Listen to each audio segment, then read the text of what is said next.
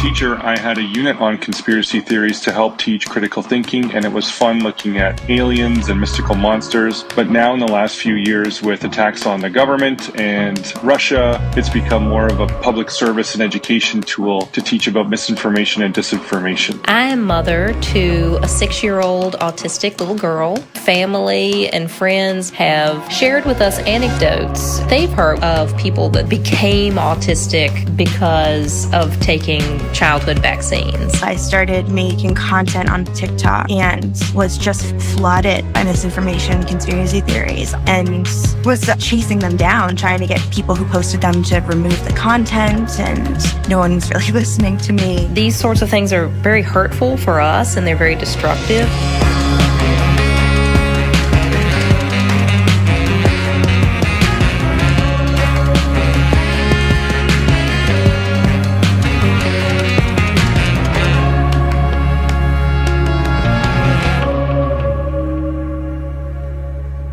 It's Notes from America. I'm Kai Wright, and welcome to the show.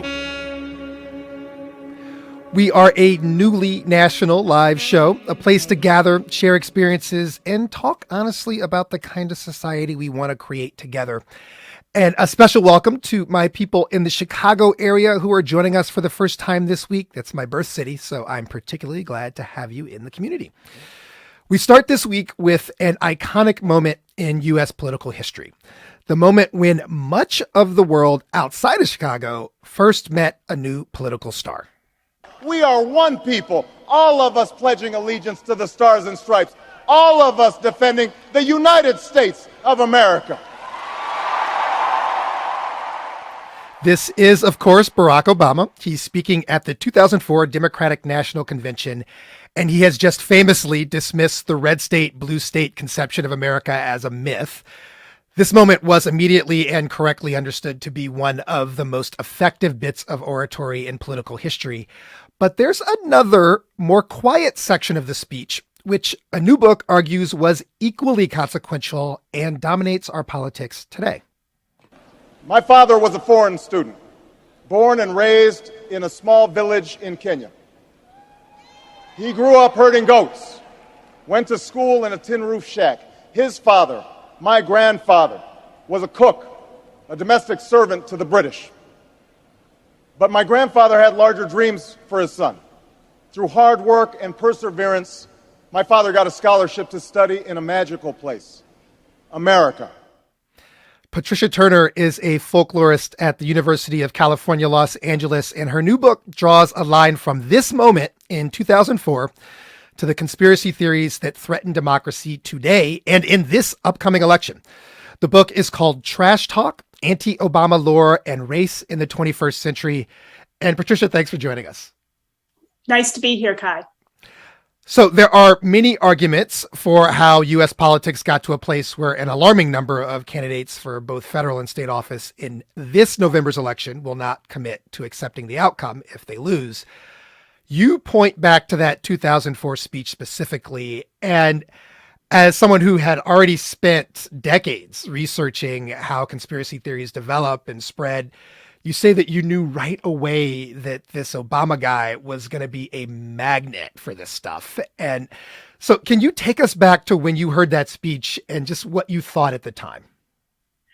Well, one of the things I had in common with most of the audience for that speech was I was unfamiliar with Barack Obama before then. I had not heard the name before. And in the speech and the aftermath of the speech, and the audience was just mesmerized. They were on, the edge of their seats or standing up. And the announcers covering the speech were saying already, this guy could be the first African-American president. People were immediately blown away. And when people are immediately blown away by some product or some individual or something, that's one of the triggers for rumors, legends, and conspiracy theories. We puzzle over meteoric success. It doesn't make sense to us. The name was unusual. I didn't know anyone named Barack Obama before this, and I don't think anyone else did as well. And I knew that things with unusual names also catch our attention. The content, he was a different kind of politician. He was putting himself out as an alternative kind of elected official.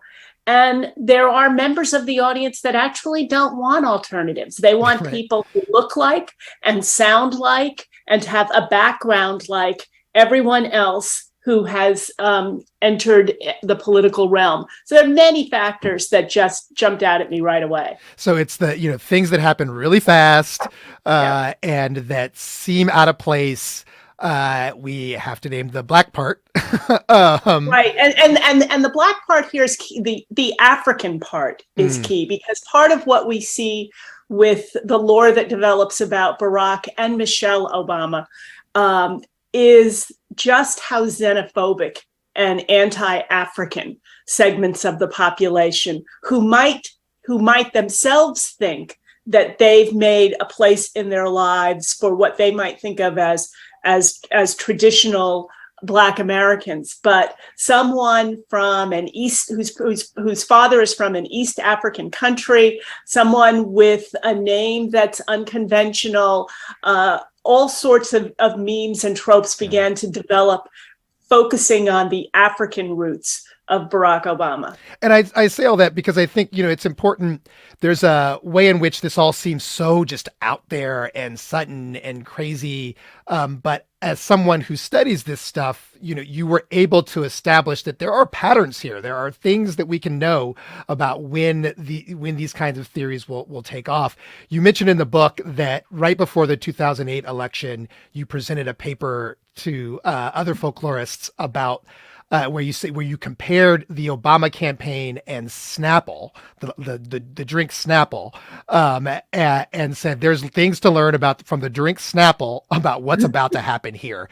Can you try to quickly tell that story for folks? Well, and so many of my students and probably members of your audience don't recall that when Snapple iced tea came out, it had a very similar trajectory to Barack Obama. One day there was no designer iced tea in the store on the restaurant menu. And then Snapple was introduced to the public and it was everywhere, just like Barack Obama was.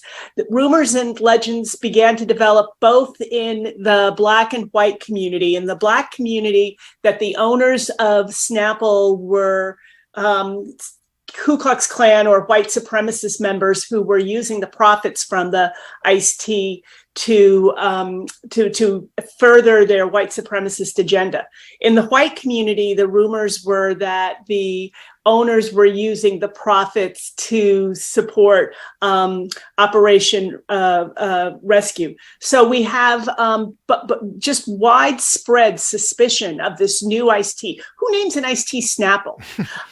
It advertised in a very unorthodox way. And by the time we get to 2008, this seems so strange to us now. I have to explain to my students the fact that Barack Obama was using the internet for promotion, that he had a campaign website. All of that was new then and get very, very different from what people were accustomed to. So yeah, I drew a lot of comparisons between Snapple iced tea and Barack Obama. And what is it what do we take from that comparison? What's the takeaway from that comparison? Well, part of it is what you were saying before, that some of this is formulaic. And we often think that it's about the person, and it's in part about the person, but there are certain triggers that make it easier for rumor mongers and others to attach stories to individuals or products or things that already have these sort of sensitized areas. Yeah. Listeners, as I talk to Patricia, we can take your calls. What I want to hear about are experiences countering political conspiracy theories of all sorts. Do you have any success stories that you can share with other listeners? 844-745-TALK. That's 844-745-8255. Or, of course, if you're watching on YouTube, you can drop it in the chat. And Patricia, we'll talk about some of the specific conspiracies that you have tracked since 2004, but I do want to establish why this stuff about Obama isn't just history. You say that the deep state idea that Donald Trump and his followers have invoked repeatedly while contesting the outcome of the 2020 election is directly rooted in the anti-Obama conspiracy that goes back to 2004. So how so? Can you spell that out? Sure. Well, Trump, of course, trafficked in conspiracy theories about Barack Obama, starting with his embrace. He didn't found the birther ones, but he certainly took the ball and ran with them in 2012. When he was pursuing the presidency in 2016, he began to promote the idea that Obama was in the process of placing high-level bureaucrats in important offices throughout the United States government so that after he termed out of office, he would still be able to control the government. And in the early days of the Trump administration, when he had a loss, for example, he campaigned to get rid of the Affordable Care Act, also known as Obamacare. When he was unable to do that, he blamed it on Barack Obama's manipulation of the deep state and the bureaucrats and authorities that Obama had put in place. So the deep state becomes this shorthand for an Obama-led conspiracy to keep the Democratic and, in the minds of the far right, socialist agenda moving forward. And so it came up even again in the hearing about Hurricane Ian recently, that there's at least two former congressional candidates, GOP former congressional candidates, who say that there's a deep state conspiracy to manipulate weather satellites, I guess. They love conspiracy theories about satellites. They blamed Obama. In the January 6th hearings, they talk about the one that focused on Italy, but they didn't have the time to tell the full story. The one that focuses on Italy claims that in 2016, Barack Obama conspired with the then Prime Minister of Italy so that satellites could control the Dominion voting machines in 2020 and convert Trump votes to Biden votes.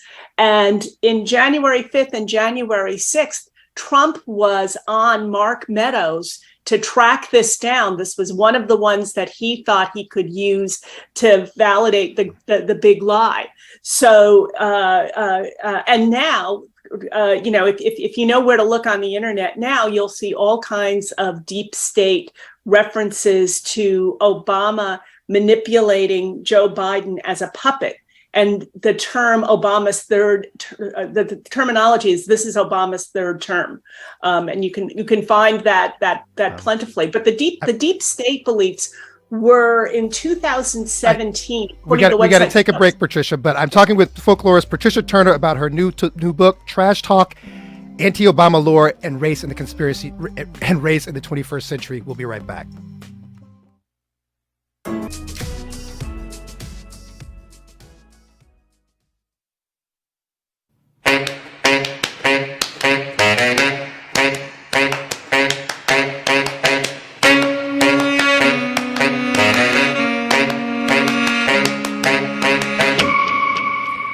It's Notes from America. I'm Kai Wright, and this week we're talking about conspiracy theories. We've been tracing a line from the very onset of the lies about Barack Obama through to the big lie about the 2020 election that still threatens our democracy in this election.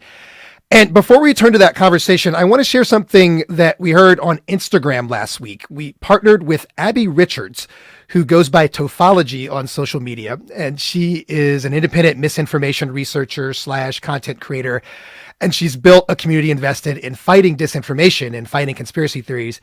And we asked her to see how this stuff is showing up in the lives of some of her followers. Hi, Abby. Hello. So what did you hear from your community on Instagram? I got a lot of responses from people with various stories about conspiracy theories and how they've impacted their lives. And I think a big theme was how they were impacting their personal relationships. What kind of things were you hearing? What are some of the examples? People whose parents believed a lot of conspiracy theories. Someone who said that their best friend believed in these conspiracy theories and had ended their friendship because she just couldn't, quote, get with the program. And she said she felt like she had lost a sister. Wow. What else? My wife is an anti-vaxxer. Sucked my mother-in-law into a black hole. Now she won't move here. Not so bad. Shrug emoji.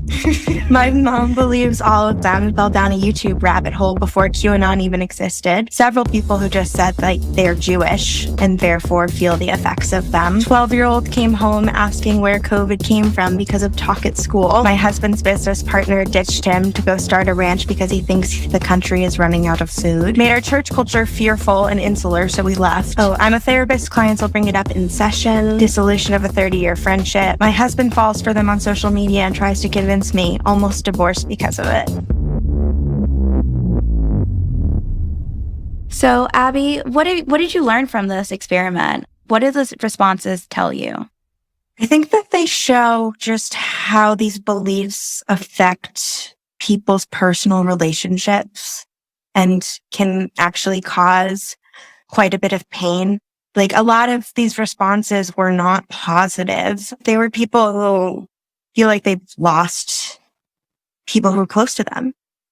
I think it shows that these conspiracy beliefs are affecting almost everyone. If everybody feels like they have a story to tell, they're really feeling the effects of this. That was Abby Richards, also known as Tophology on Instagram, talking with our producer, Regina DeHeer. Thanks, Abby, for collecting those comments with us, and thanks to everyone who shared something with us. I'm still joined by Patricia Turner, a folklorist whose new book is called Trash Talk, Anti-Obama Lore and Race in the 21st Century. Patricia, before the break, you were sort of wrapping up the idea of what the deep state is. And I think I got it, that, that the point is that this goes all the way back to the idea that Obama stacked the federal government with people to help him control it, even after he had left office. And so every time you hear that phrase, that's what we're still talking about, even now with satellites. And in 2017, when he left, the Snopes website, which is actually a great source if you've got someone who might be persuaded by evidence, said that deep states were in the top 10 of conspiracy theories reported to them that year. Wow. That's how pervasive they were. That's how pervasive it is. So we heard from Abby and her followers about some of the stuff that how hard this is in people's lives. Let's see if we have callers who have any solutions for us. Anybody who has had a success story encountering political conspiracy theories that come up in your life, give us a call, 844-745-TALK. That's 844-745-8255. You can hit us up on Twitter or Instagram at Notes with Kai. That's Notes with Kai. And let's go to Tom in Minneapolis. Tom, welcome to the show. Hi there. So, what I was calling in to talk about is how kind of arguing against conspiracy theories is something that I've done as a hobby for a long time. And the big thing that I picked up from various sources and podcasts and stuff is that it's not evidence that really is going to convince people. Your guest just said, you can't always guarantee that. The big thing that I've found is that it's more so about weaving a narrative, a competing narrative alongside whatever conspiracy theory you're talking about, because it's not facts that that a person has convinced themselves into believing something absurd like chemtrails or the deep state or something. It's that it tells a story and has explaining power. And so if you're able to find a way to make something that sounds just as powerful but is much more reasonable, it tends to really shift how people think about it. Even if it doesn't instantly convince them, it tends to sow the seeds of doubt a lot of the time. Thank you for that, Tom. What do you think, Patricia, this idea that it tells a story and you got to tell a countering story? Does that make sense to you as well? Yeah, that's definitely a strategy that can work with some individuals. Unfortunately, this isn't a one-size-fits-all kind of scenario. What might work really well with your Aunt Martha will work as well with some other people. But story is an extraordinarily pervasive and intoxicating pull for many individuals. Because story is what this is all about in the first place. I do want to talk a little bit about how you've documented the ways in which these stories evolve over time. And one example is a conspiracy theory involving Ebola And sadly, I need to be very clear as we get into this. This is not true. What you are about to hear is false. But there is this theory about Barack Obama and genocide that involves an Ebola outbreak in the run-up to the 2004 midterm elections. Can you explain what happened there, Patricia, as a way to illustrate how these stories develop? Yeah, so it was the 2014 midterm elections that the Ebola outbreak happened, and we get the beginnings of what's now called in conspiracy theory parlance replacement theory. So the notion was that Barack Obama was sending American troops to Africa. That's true. We did send troops to Africa to help on the ground with aid workers. That's true. The goal of this in the minds of the conspiracy theorist was so that these soldiers would contract Ebola themselves, bring it back to the United States, then distribute themselves through the 50 states wherever they came from. That would spread Ebola amongst the American population. Americans would die, and Barack Obama's ultimate goal of replacing Americans with Muslims could be realized through that. And so, there's a huge ramp up there, but it didn't start with genocide. Like when you first started tracking people talking about this, that's not where they began. That wasn't the initial theory, right? Right. Initially, it starts very rumor-like, and why are we sending money over there? And that backdrop against this, that's also, I think, key. As I said, it was right before the midterm elections, and Donald Trump still had his Twitter account then, of course, and he was tweeting about this constantly. Mm-hmm. He was tweeting dissatisfaction with the fact that Barack Obama was planning to send soldiers, planning to send money, all of the name calling, all of the vitriol we associate with Trump was coming out in that period of time. And it builds up to this fully kind of realized narrative that the most extreme people were willing to accept at the end, from, he shouldn't be spending our taxpayer dollars in Africa, to he wants to replace all of us. And it's this build that is striking to me. I want to ask you a bit about what has not worked in your analysis for the Obamas and for the Democratic Party in general in their response to this. I began this conversation with Barack Obama's famous 2004 speech at the DNC. I also, in this light, want to talk about Michelle Obama's speech at the 2016 party convention, which also became quite famous. And she's talking here about the parental guidance that she gave Sasha and Malia during their time in the White House. And so this will set up a question I have for you. Let's listen to this. How we urge them to ignore those who question their father's citizenship or faith. How we insist that the hateful language they hear from public figures on TV does not represent the true spirit of this country. How we explain that when someone is cruel or acts like a bully, you don't stoop to their level. No, our motto is, when they go low, we go high. So, of course, that became a catchphrase and a very popular idea. And you argue, as I understand, Patricia, that both this and the fact-checking response are precisely the wrong way to deal with conspiracy theories.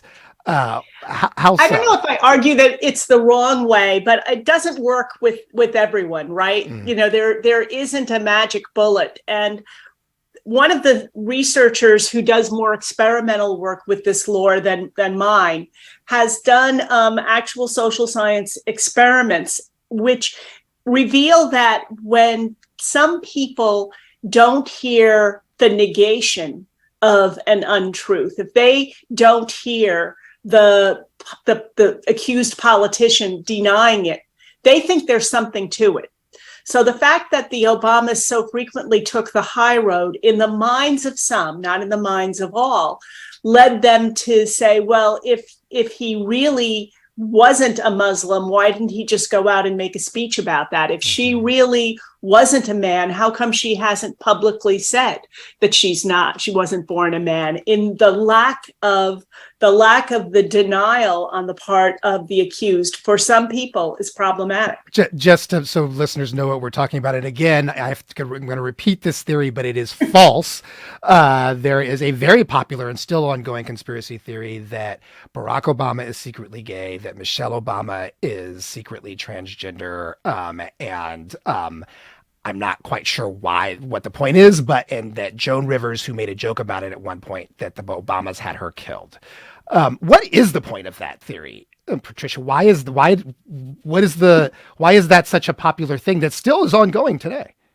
Well, when you look at the way in which the Obamas have been assaulted, every aspect of what we would consider our identities has to be hit upon in some way. So our identities are, where we're born, right? So the whole citizenship thing with Barack, our faith, our politics, the people who say that he's really socialist and not a Democrat.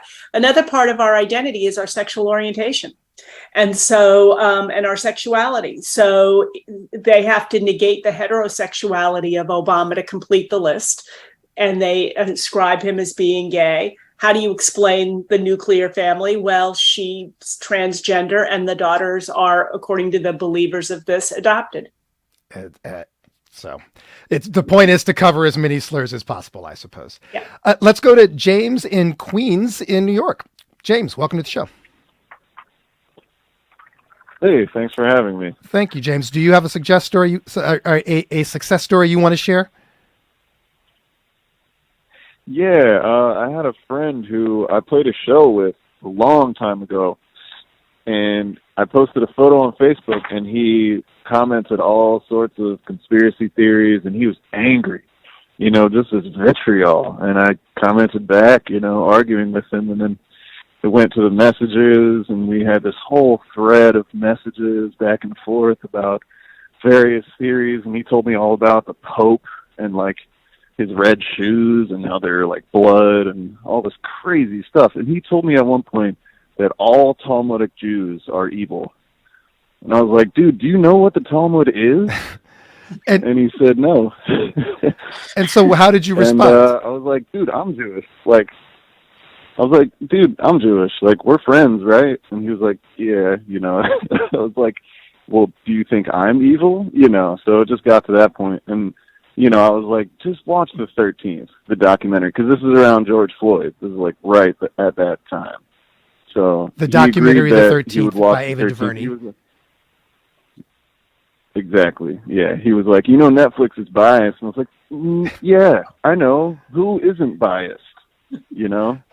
But watch that thing because it has a lot of good facts in it. Thank you, James. So a lot of people want to share resources with each other, Patricia. Is that useful? It can be. It can be. Another thing, I'll be interested if any of your callers have had this experience. Sometimes you can't convince people of the negation of the, on a factual level, but all of these things have been monetized. There are individuals and corporations and news sites who make their money, people who support themselves by promoting these materials. I think we learned in the trial of Alex Jones over the Sandy Hook accusations that his company, the conservative estimate for what his company has become worth, the conservative estimate is $135 million. So you may not be able to convince people that what Alex Jones, and he has perpetuated all of the anti-Obama ones and more. You may not be able to convince them that they're wrong about that, but you can maybe say, don't you object to the fact that when you go to the InfoWars website, you have to click through vitamin sales in order to get there? These people are trying to separate you from your dollars. And many people will respond to that a little bit more agreeably than someone telling them that the content is wrong. Patricia Turner's new book is called Trash Talk, Anti-Obama Lore and Race in the 21st Century. It's published by University of California Press. Patricia, thanks for writing this book, and thanks for joining us to talk about it. Thanks. It's been great to be here. Coming up, we learn about one of the 20th century's most profound truth tellers. And Chicago folks, this is another sort of hometown story for you. Lorraine Hansberry's play A Raisin in the Sun, which debuted on Broadway in 1959, is back on the stage. Hansberry was a hugely important playwright and Black intellectual, but her life and her work has largely gone unexplored for decades after her death. And we want to know why that is. And what did she have to tell us, both then and now? That's next.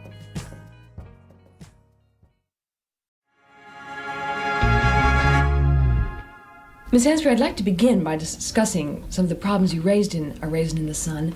And I wonder, so that everyone will know what we're talking about, if you'd be kind enough to describe the story briefly. Well, what it involves is an examination of a family in the south side of Chicago, where I was born, who belonged to the lower classes, a family of domestic workers, who I hope are fairly typical of people who think that there is something more to do with your life than accept it as it is. Mm-hmm. The young son becomes the... It's Notes from America. I'm Kai Wright, and this is a recording from 1961 of Lorraine Hansberry talking about her play, A Raisin in the Sun. In terms of a statement, I think what the play tries to say is that we really don't have very much in the world at all if we allow any aspect of money values to transcend the requirements that are necessary for human dignity. A Raisin in the Sun was the first show ever staged on Broadway written by a Black woman. Today, it is still the most often produced show by a Black playwright, and it has just come back to the stage. A new production has just opened at the Public Theater here in New York City, and that's notable because, for those who aren't familiar, the Public is where dozens of Titanic shows ranging from A Chorus Line to Hamilton were first produced. Hansberry was a towering presence in Black artistic and intellectual life in the mid-20th century. But her life and her work has, until quite recently, largely gone unexamined. Her close friend, James Baldwin, he is a household name, but why isn't she? And what can we learn from her even now? Princeton University professor and author Imani Perry has done as much as anyone to put those questions on the table. Her 2018 book, Looking for Lorraine, was one of the first meaningful studies of Hansberry's life. And Imani was last on our show talking about Baldwin, so we got back in touch to ask her about Hansberry. Thank you so much for coming back on the show. Thank you for having me. So let's say I never heard of Lorraine Hansberry, which honestly many people really have not. How would you introduce her to me? I would introduce her as an intellectual, a groundbreaking Black woman playwright who thought deeply about the politics of class, race, and gender, and was passionate about capturing the lives of Black people and rendering them honestly. Yeah, honestly. She was extraordinary. Rendering them honestly. Say more about that. I feel like that's an important part of this conversation. Yeah, I mean, so Hansberry was an unapologetic leftist, and she, had a kind of a political sensibility about her work, but she didn't want the plays that she wrote to feel didactic. She wanted to be really honest about, how Black people navigated poverty and exclusion, and A Raisin in the Sun captures that. This is very much a South Side, mid-20th century Chicago Black family. And language and sensibilities and all of those things. And so the message comes through in how they each are trying to grapple with the conditions of their lives and also do something meaningful. The show is the story of the Younger family. The father has died, and the mother wants to use his life insurance policy to buy a new home outside of the ghetto. But the White Homeowners Association in the neighborhood they want to move to finds out about them and offers the family money to stay away. And this causes the show's central tension as the family debates what to do, as each of them kind of sees this moment as an opportunity to pursue their version of freedom. Is it fair? I think of it as sort of a meditation on whether the American dream, quote unquote, is ever even a viable idea for Black people. Like in the sense that like each family member has this dream, you know, and each dream is kind of their version, their strategy of how to hack the system that's not designed, that, you know, that's actually designed to destroy them.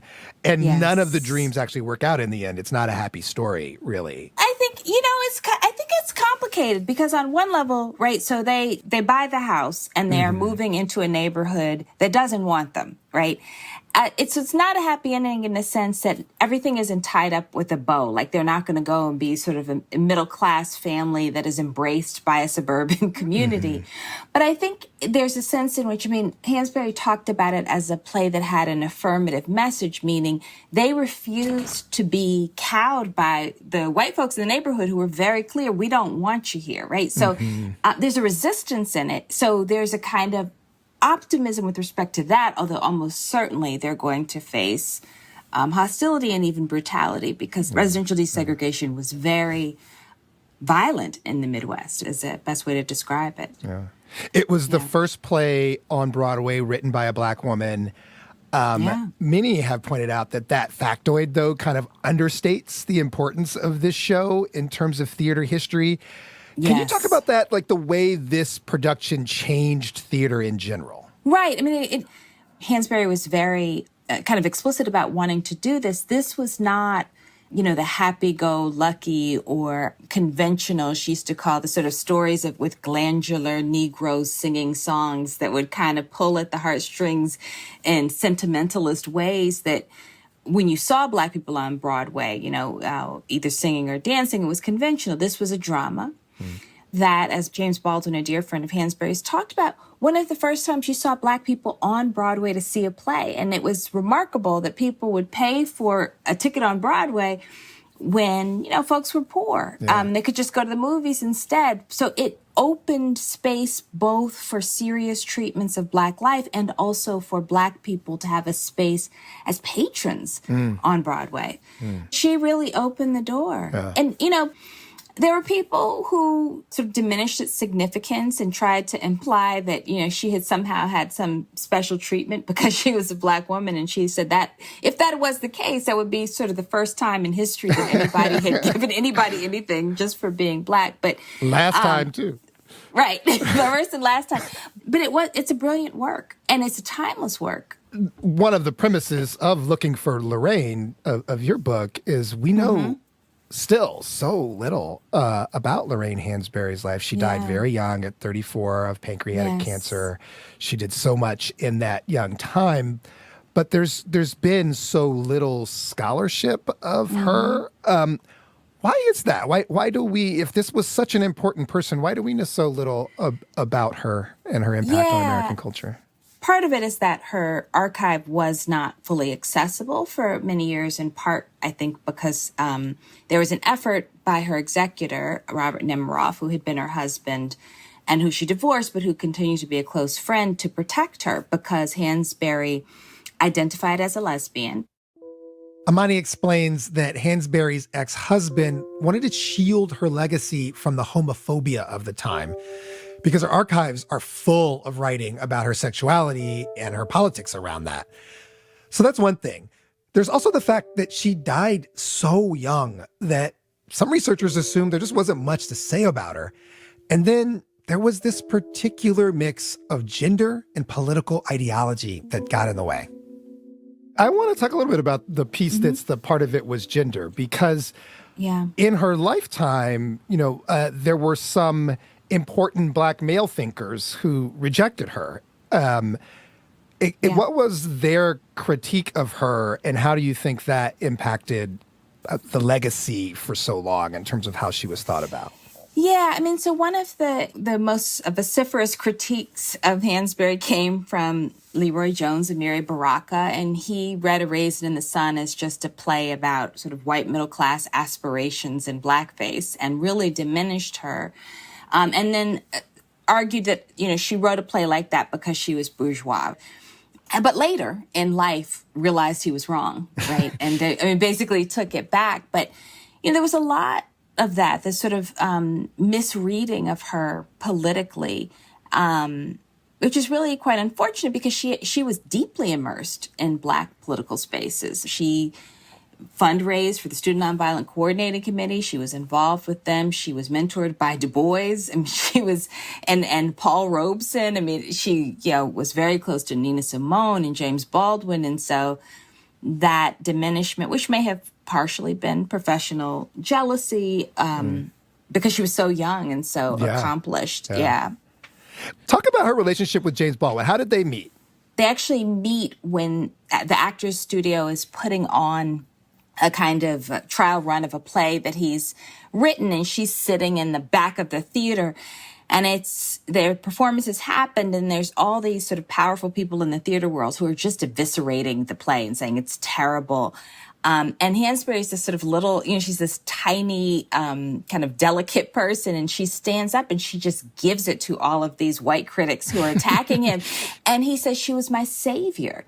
And that was all. He would go to her and ask, will you read this for me? And they were good they argued, they laughed, they drank together. I mean, he really turned to her as someone he could be vulnerable with, especially about his work.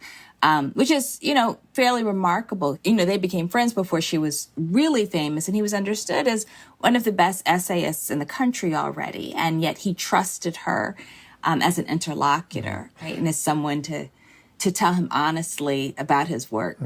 I mean, and I know from your work that she pushed him politically on absolutely. Thinking about Black people, on capitalism, which is just so opposite of what people, I think, would think. James Baldwin is now this, he's an icon. He's an icon of Black left thought, but she had to push him left. Absolutely. So she really wanted to talk about the politics of class and also international politics. And so she pushed him in that respect as well. Yeah. One of the things I think a lot of people know about her, about Lorraine Hansberry and her politics, is this famous meeting that we know about because James Baldwin tells us about it with Robert Kennedy in advance of the Civil Rights Act. Sure. So she was invited with a group of other sort of Black artists and intellectuals to the Kennedy apartment on Central Park West, and RFK is there. And, so it's Lena Horne, it's Baldwin and Lorraine and various other folks who are there.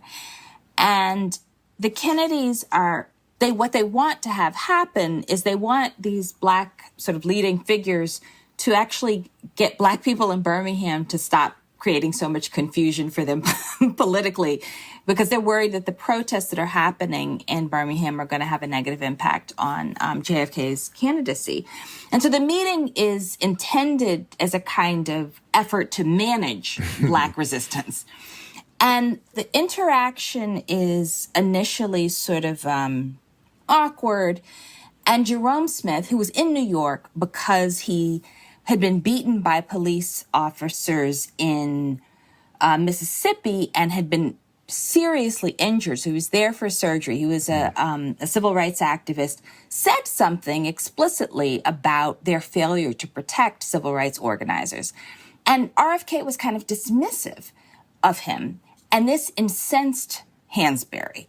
And she sort of went in on RFK and basically said, not only are we not going to do anything to quell Black dissent, those Black people in the streets speak for us. And what we want from you is a moral commitment to the cause of racial justice.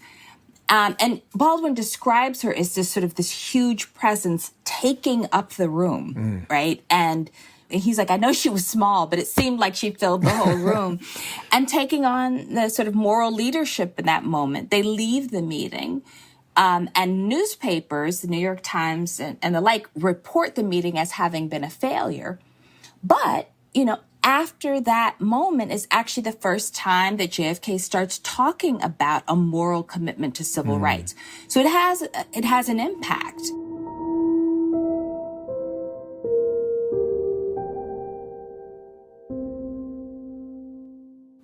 Your work on her, I've heard you say, is as much about the story of Chicago is about her. And I heard you say that only Black Chicago could have generated Lorraine Hansberry or something to that effect. Tell me about that. Why Chicago? I mean, Chicago is this extraordinary place, right? It's a primary migration destination. It's a place that I call a sort of site of the dream deferred, and taking the language from Langston Hughes' poem Harlem, which is the basis for the title, A Raisin in the Sun. So all these migrants come up from the deep South with all of these hopes and dreams, and they confront a depth of inequality and segregation and racial exclusion that is extraordinary. And yet they continue to build and grow and imagine. And so, she comes of age in a generation that has been cradled by not just Black aspiration, but Black resistance in so many ways. And that, I think, provides the kind of foundation for her, not just her intellectual imagination, but her political imagination. Yeah. We brought you here to talk to us about your work on Lorraine Hansberry, but before I let you go, I can't not bring up that you are due some congratulations for your most recent book. You have been longlisted for a National Book Award. I'm certain you're going to win. The book is called South to America, A Journey Below the Mason-Dixon to Understand the Soul of a Nation. Yeah. And I just want to briefly ask you about that. I mean, why is the South on your heart right now? Why this journey through the South? It does actually connect to Hansberry, because one of the things that she said at the end of her life as she was dying, she said if she were well, she would go down south to see what kind of revolutionary she could be. I mean, I think, as much as the South is described as this sort of backwards, other, less developed place, it actually is the heart of this nation. It is how the wealth of the nation was built. It is where the nation began, and it actually has always sort of set the pace of what we do. And sometimes in ways that are quite tragic, but also it's a place where you have seen this sort of remarkable resilience and continued struggle, right, for a more sort of humane way of doing things. So the South is my home. I was born in Birmingham, Alabama. It is my home. It's where the majority of my family is. I don't come from a great migration family. I mean, me and my mom migrated, but the rest of my family largely didn't. The majority of African Americans have always and continue to live in the South. And so I feel like it's been given short shrift. And I think if we want to understand this country, we need to try to understand that place. And from the position of Black people, who in many ways have been the backbone of the South, a neglected, abused backbone, but a backbone of it through U.S. history. So, Well, Professor Imani Perry, thank you so much for coming back on our show and sharing your wisdom and your research and your writing. Thanks so much. It's great talking to you.